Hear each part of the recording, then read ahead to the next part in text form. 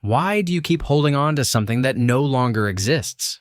Why, even though you know it's not good for you, do you keep thinking about it, replaying it, going back to it over and over again? People have told you 1,000 times to get over it, to let go, to move on, as if it were as easy as deciding to do it, but it's not about willpower. It's not because you're weak.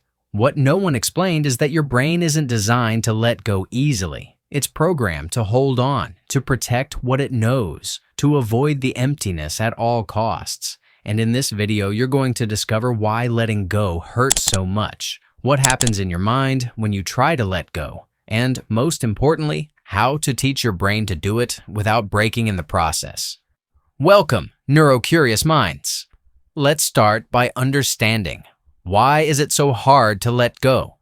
The answer lies in the fact that your brain was designed not to let go, but to hold on. From the beginning of our evolution, attachment was a survival strategy. Holding on to people, places, and routines gave us safety, protection, belonging. To your mind, what's familiar, even if it hurts, always feels safer than the unknown void. Your amygdala, that small part of your brain in charge of detecting threats, interprets loss as danger. It doesn't distinguish between losing someone important and facing a predator. To your brain, both are threats to your well-being. That's why, when you try to let go, it triggers a storm of intense emotions: fear, anxiety, resistance, that sinking feeling that something bad will happen if you let go. Meanwhile, your reward circuit keeps running. That person, situation, or bond you're clinging to used to give you dopamine, those little chemical hits of pleasure and calm, and your brain learned to depend on them.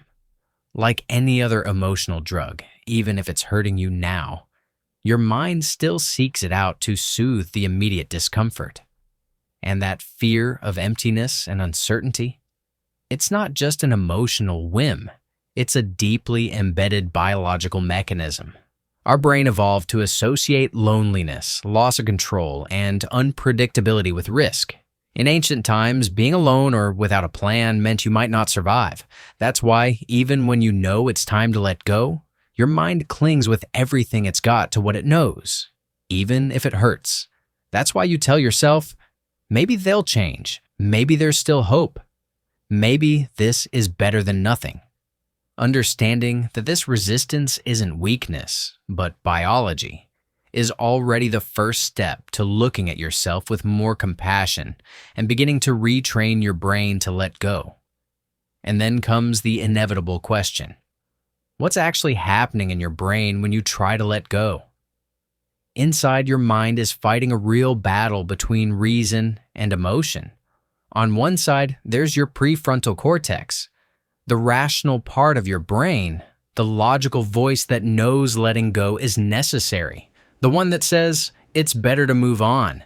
This isn't good for you. You deserve something different. But on the other side, there's your amygdala, the emotional primitive part that only wants to protect you from immediate pain. For it, letting go equals losing, being alone, exposing yourself to the danger of the unknown. This internal conflict makes you feel like you know what you should do, but you just can't do it. Your mind knows letting go would set you free, but your emotions experience it as a threat. On top of that, your brain develops a kind of addiction to the past. Every memory, every thought about that person or situation reactivates emotional memories and dopamine. Even if it's painful, your mind associates it with moments when you felt good, and it keeps returning to them again and again, reinforcing the attachment. This pattern gets stronger because when you remember and feel that nostalgia, your brain rewards you momentarily. But in reality, it just keeps you stuck, trapped in a loop, replaying the same scenes without moving forward. And as if that weren't enough, your brain also creates the illusion of control. You fantasize that if you keep thinking, analyzing, remembering, or watching closely, maybe you can fix it, prevent another mistake, or understand what happened. But that illusion of control only fuels your resistance to change and keeps you from accepting reality. In short, Your prefrontal cortex tries to move forward, but your amygdala pulls you back. Your reward circuit craves what you lost, while the illusion of control convinces you that holding on protects you.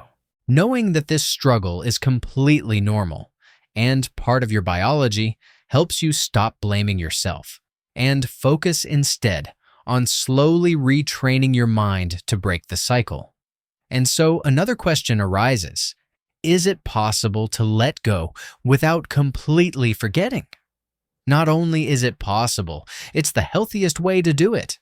Many people confuse letting go with repressing. They think that to move on, they have to erase all the memories, pretend nothing happened, close their eyes, and act like that part of their life never existed. But that's not letting go. That's denial. And what you deny always comes back stronger. Letting go emotionally doesn't mean forgetting, much less invalidating what you lived through. It means no longer carrying the emotional weight of that memory, so that when you think about that person or situation, it no longer hurts the same, no longer clouds your present, or keeps you from building your future. From neuroscience, we know that memories don't disappear. They're encoded in your neural networks. But what does change is the emotional intensity attached to them. Every time you create new experiences, new neural connections start to compete with the old ones. Little by little, those memories stop dominating you and simply become part of your story, no longer the center of your life. It's also important to debunk the myth that closing chapters means erasing everything. Closing a chapter doesn't mean tearing out the pages of your past. It means being able to read them without pain, to look at them with gratitude or acceptance, knowing they no longer define who you are today. Letting go is not forgetting. It's learning to remember without getting stuck there. And now that you know this, what happens if you don't let go? What are the consequences of clinging to the past? When you don't let go, your mind and body remain trapped in a constant state of tension, as if your nervous system were still waiting for something to change, even though nothing changes. This creates anxiety, thoughts that replay over and over, scenes you relive again and again, even when you're trying to sleep. Mental rumination, that endless cycle of questions and memories, drains your energy and makes it hard to focus on the present. Insomnia becomes a frequent visitor because your mind doesn't know how to turn off the internal noise. Biologically, the excess cortisol, the stress hormone, starts to wear you down. Your immune system weakens, your muscles stay tense, your memory and creativity suffer. Instead of focusing on learning and adapting, your brain stays stuck in survival mode, and emotionally, you stagnate. Holding on to what you lost keeps you from creating new experiences, opening up to other relationships, or discovering parts of yourself that were waiting to bloom. It's as if the past has you tied down while life keeps moving without you. Not letting go doesn't just hurt, it keeps you from growing. So, how can you train your brain to let go? The good news is that even though your mind instinctively clings, it also has the ability to learn new pathways. First, deactivate the attachment circuit. How? By reconnecting with your body. Deep breathing, gentle movement, meditation, or relaxation techniques help calm the amygdala and lower cortisol levels. When your body feels safe, your mind slowly begins to release. Second, build new habits that strengthen other neural pathways. Learn something new. Travel. Write. Connect with people and activities that nourish you emotionally. Every new experience, no matter how small, builds neural connections that gradually weaken the painful memories. At first, it might feel forced, but over time, it becomes more natural. And third, learn to accept uncertainty and cultivate presence. The biggest resistance to letting go comes from the fear of what now. That's why training your mind to stay here and now, to tolerate the emptiness without rushing to fill it, is essential. Practices like mindfulness, daily gratitude, or even small moments of silence teach you that you don't need all the answers to be at peace. Letting go isn't a single instant act. It's a process built day by day, thought by thought, choice by choice. And just as there are strategies to help you move forward, there are also mistakes that can set you back. What are the most common mistakes people make when trying to let go? The first is pretending it doesn't matter. Many confuse letting go with repression, closing their eyes and telling themselves, "I'm over it," when inside they're still carrying the same pain.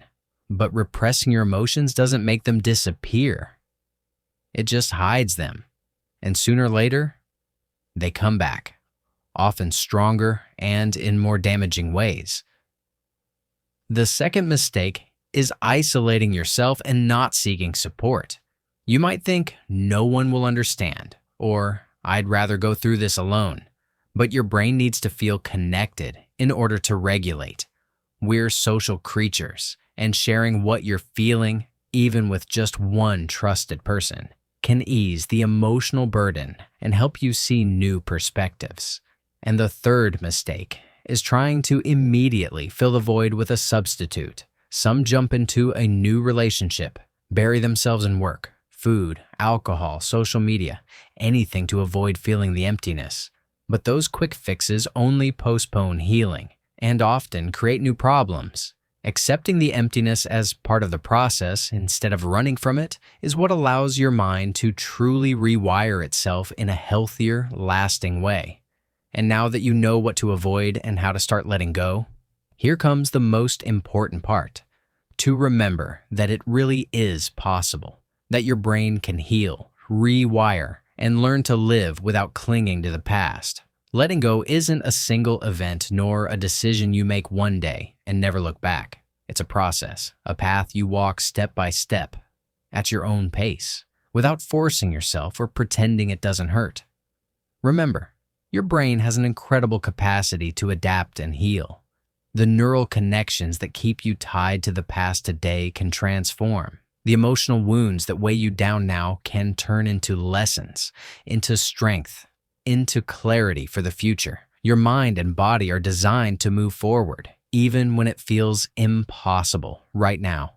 So today, I invite you to choose to care for your mental well-being, to honor your own process, and to give yourself permission to heal in your own way. We've reached the end, neurocurious friends. If this video helped you understand what your curious mind already suspected, share it with someone who might need it. Leave us your experience in the comments, subscribe to the channel, and join us on this journey of self-discovery and neuroscience. Because knowledge doesn't just inform, it also heals, transforms, and sometimes even saves. See you in the next video, Neurocurious.